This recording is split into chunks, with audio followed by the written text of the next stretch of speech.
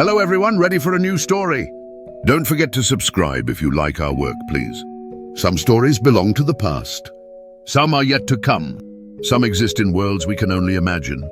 Here, every story, from history to fantasy, from reality to the unknown, finds its voice. Welcome to Echoes Beyond Time. Before time, before stars, before any world had a name, there was only Eru Ilúvatar, the One.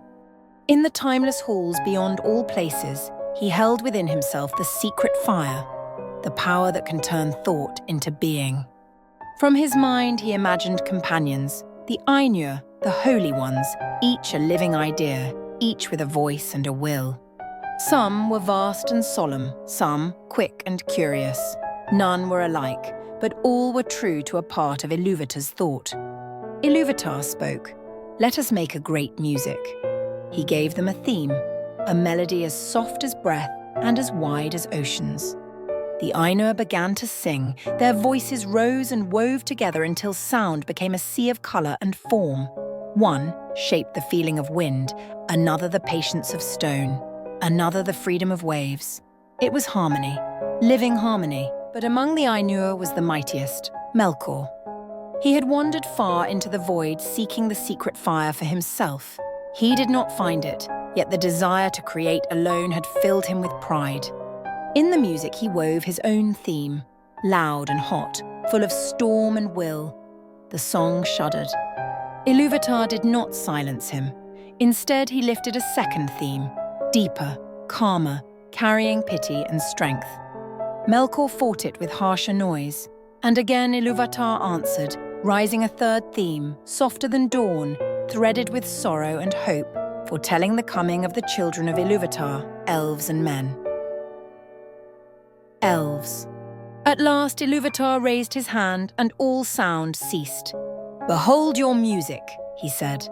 Before them opened a vision, a world round and bright with clouds and seas, mountains and dark places, and a long history moving like a river.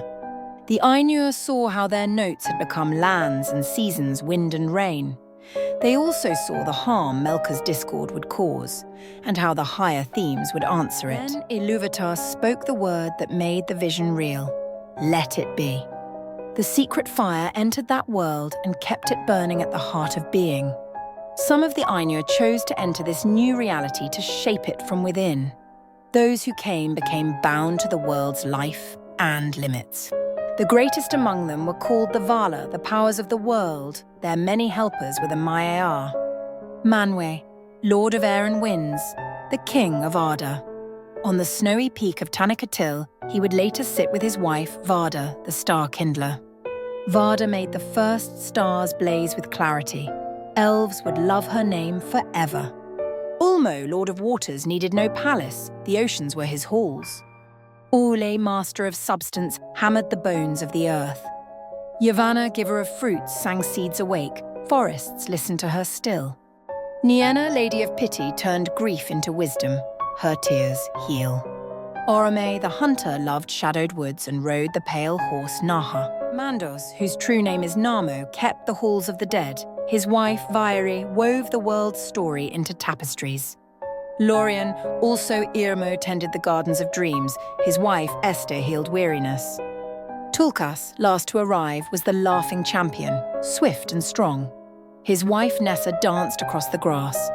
Around them moved countless Maiar, Eönwë, herald of Manwë, Ilmare, handmaid of Varda, Ossa and Uinen of the seas, Olorin, who would be known as Gandalf, Kurumu, Saruman, Iwendil, Radagast, and Myron, a brilliant craftsman who became Sauron. Some Maiar fell with Melkor and became Balrogs, spirits of fire chained to his will.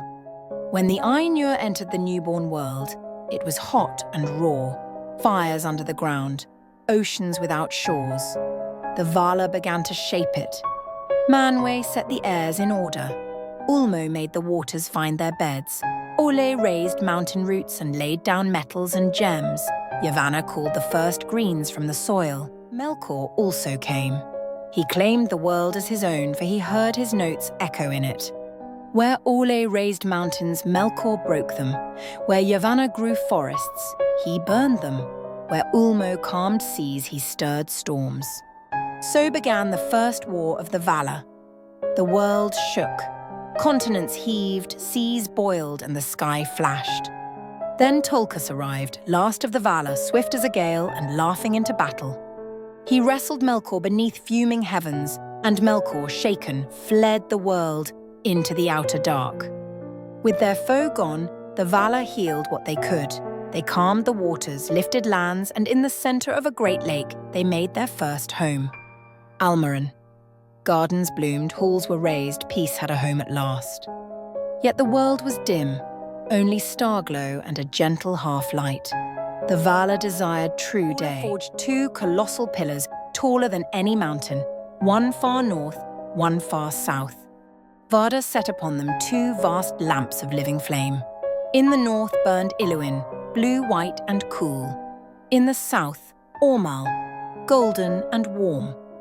When both were kindled, their mingled light bathed all lands. Rivers grew clear, forests stood straight, birds learned song. This was the spring of Ardor, the first great flowering of the world. For long ages uncounted the Valar rejoiced. They walked beneath twin lights, and all they shaped prospered. Tulkas took Nessa to wife. Laughter and dancing echoed around Almarin. But Melkor had not abandoned the world forever. In silence he slipped back into, unseen by the powers, and crept to the far north. There he deepened Utumno and heaved up the iron mountains like a black crown around it. Cold and rot seeped southward again, faint but real. In the west he prepared a mighty outwork, Angband, a bastion to guard against any assault from the Valar. In time, he would give it to his lieutenant Mairon, already drifting away from Ola's service, who would become Sauron. The Valar's joy dulled but did not end. The lamps still shone. Almaren still sang. Then came the night Melkor chose to strike. Tulkas slept, resting from long labours after his wedding feast. The powers were at peace. From the north, Melkor fell upon the pillars. Iluin cracked like thunder and poured white fire across the world. Ormal tore open and spilled gold flame into the seas.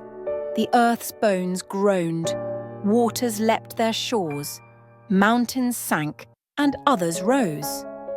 Almaren was destroyed, its gardens drowned, its halls ripped by storm. In a single cataclysm, the spring of Ardor ended. Where the northern lamp had stood, the lore remembers a vast inland sea, Helkar, hollowed by flood and heat. On its far eastern bay lay Cuivianen, the water of awakening, where the elves would one day open their eyes beneath Varda's stars. Far to the south, where Ormal had shone, ancient memory speaks of the Sea of Ringshil. The Valar fought to quiet the world, Ulmo driving back the wild waters, Manwë stilling the storms, Orlais shoring up shattered lands. But Melkor withdrew behind the Iron Mountains and held the north in terror. From Utumno and Angband his darkness thickened and spread. The powers looked eastward across the ruined Middle-earth and knew they could not hold it now. So they turned to the far west, to shores untouched by the lamp's ruin. There they would make a refuge for the light, and from strength restored, answer the shadow in its time. They crossed the great ocean and found a new continent. They hallowed it Aman, the blessed realm, and raised the snowy wall of the Pelori to guard it. In the years that followed, on the green mound Ezelohar outside their city Valmar, Yavanna would sing and Nienna would weep, and two living trees would grow, Silver Telperion and Golden Laurelin, to begin the years of the trees. But that is the next chapter. Thank you for watching. Every story leaves an echo, and this one has reached its end.